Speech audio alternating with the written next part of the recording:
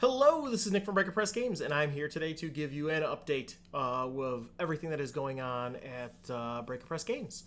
The first thing that I want to talk about is the Tome of Debasement. I'm very excited to let people know that I picked up the proof copy today from Digicopy, and flipping through, looks very nice. Everything is as it should be.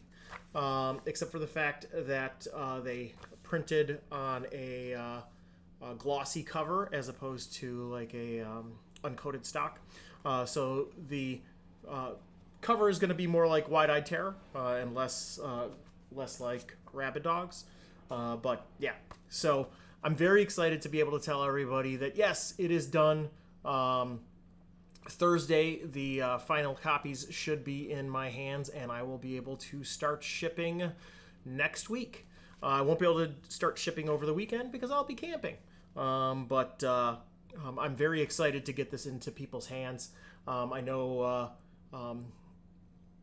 I told people on Kickstarter that it was going to be done like 2 weeks ago. But then we ended up having some life issues that kind of got in the way. Actually, it was like 3 weeks ago. But yeah, so this is going to be shipping in July, which is on time, and that's really the important thing as far as I'm concerned. And I'm really happy with the content. Yeah, it's got full disapproval chart, canticles, explanation of Hurlizek the Debased God, along with a bunch of cool spells, and I got to utilize some of the spells right before going to print. So I got to do some final play testing with some of them and kind of up the power level. I sent out the PDF weeks before, and people were like, yeah, the power level seems fine. And then in play, I was like, yeah, I need to jack up the power level at some of the higher dice rolls when things got over like 20. So yeah, I am having played using a 5th level cleric that was able to utilize a bunch of these spells in a single session. I had a lot of fun with it, and I'm really excited with how it came out. And then a bonus thing that at the very end, in the Precipice of Corruption, there are some cursed gems. And I always thought the curse really needed to be fleshed out a little more and made more interesting. And so on the last 2 pages are the Eyes of Corruption, which are the cursed gems from the Precipice of Corruption. So yeah, I think people will enjoy that. It's a good time. So the other thing that's been going on is Rabid Dogs, and I know that this, unlike Tome of Debasement, is way behind schedule. So Rabid Dogs, we ended up deciding to do a second printing. Great idea. We'd done 300 originally, or 250 originally, and sold out of them fairly quickly. And I wanted to print more. The thing is that we didn't have an editor when we did Rabid Dogs, and now having done work with an editor for the last 3 projects, I knew that having Rabid Dogs go through editing, especially to fix a couple of things that were missing, like, hey, dogs, you have a bite attack, but what damage does it do? I never put that in the initial printing of Rabid Dogs. If you have the original printing of Rabid Dogs, it's 1d4. But yeah, so after getting some playtester feedback and things from people, I decided to make canines a little beefier. They now use Crit Table M instead of Crit Table 2.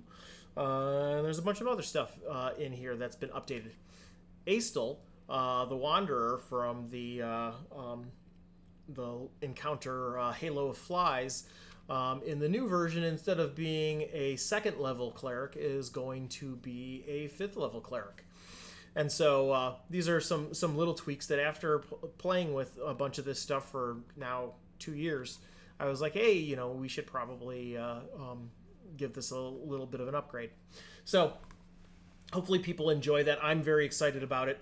The one thing that caused this to take so long, because I was only adding 4 pages of content and doing some edits, but I chose to, the original layout was done in Photoshop instead of InDesign, and I decided to rebuild the entire layout in InDesign because there were just so many edits to make, and doing edits of text in Photoshop is kind of a nightmare.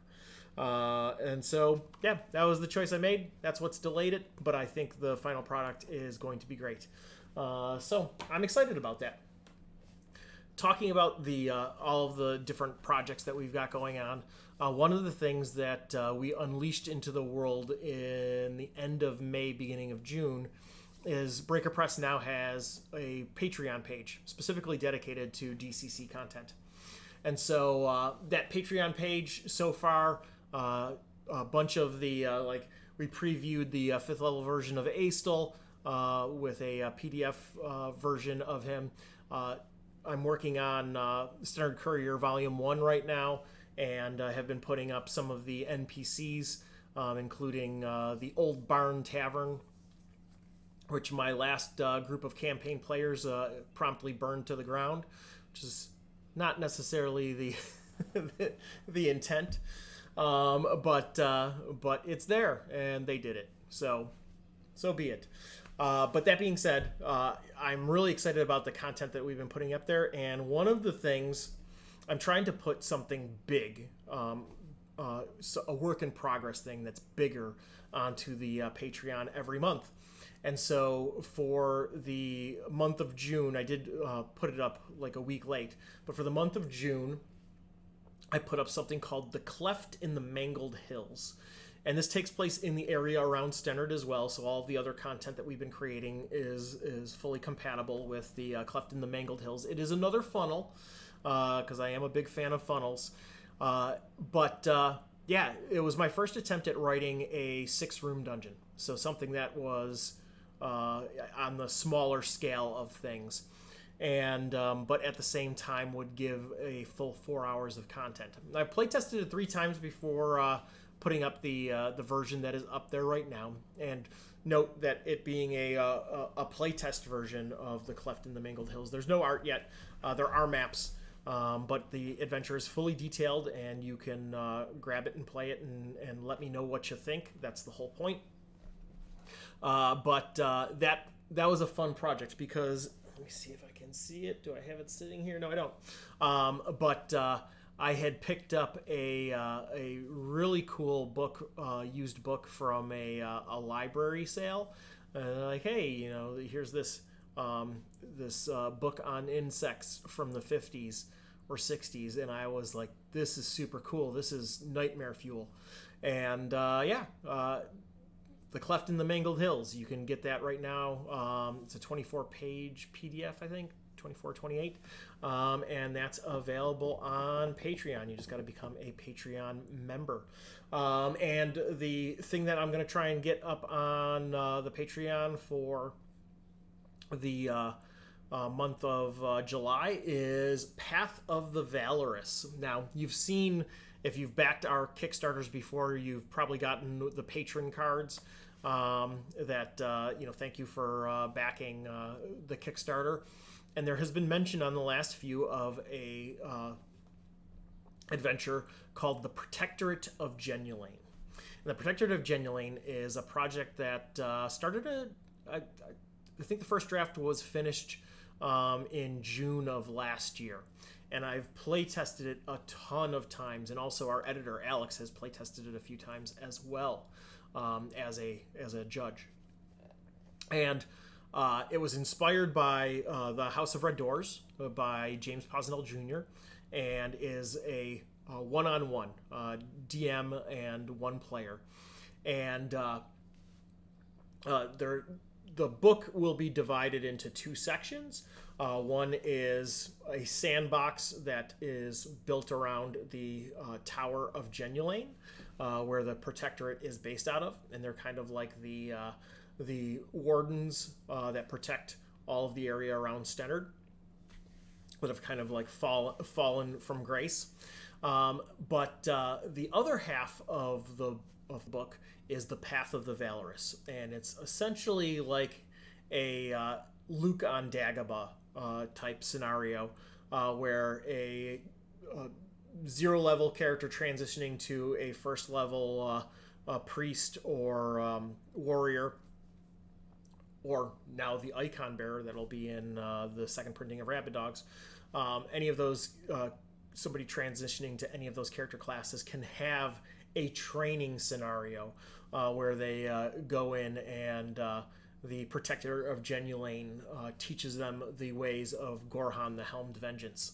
And yeah, I have really enjoyed the playtesting of that particular adventure. It plays in about 2 hours, but the content, the sandbox content, is plenty of material for having a home base for your party.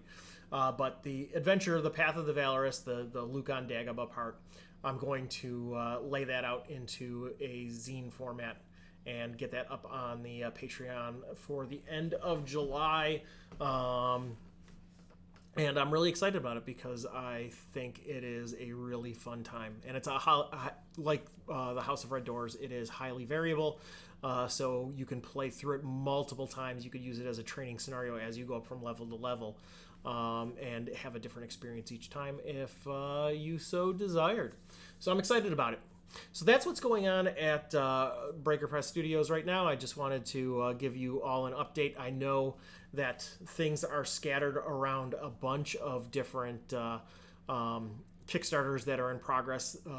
People in Wide-Eyed Terror are waiting for the second printing, who backed Wide-Eyed Terror are waiting for the second printing of Rabid Dogs. There are people that backed the Tome of Debasement that will be wanting to get their Rabid Dogs at second printing of Rabid Dogs at the same time. And then, of course, people who just backed the Standard Courier Volume 1, they're going to want to know what's going on with that. So thank you so much for all of your support. We can't thank you enough. I'm Nick. Maybe at some point we will show off who Hal and Alex are, who get mentioned in some of the Kickstarter updates. But yeah, I am excited to get all of this content out to you. And yeah, take a look at the Patreon. I think there's a lot of cool stuff, and it's definitely worth your $3 or $5 a month if you're actively playing and using content, or just like reading it. And we love getting feedback. The more feedback we get, and the more often that we get it, it just kind of energizes me and gets me excited to do edits and tweaks and make things the best that they can be for all of you. So that being said, thank you for supporting indie games and game designers. I'm Nick, signing out. Bye.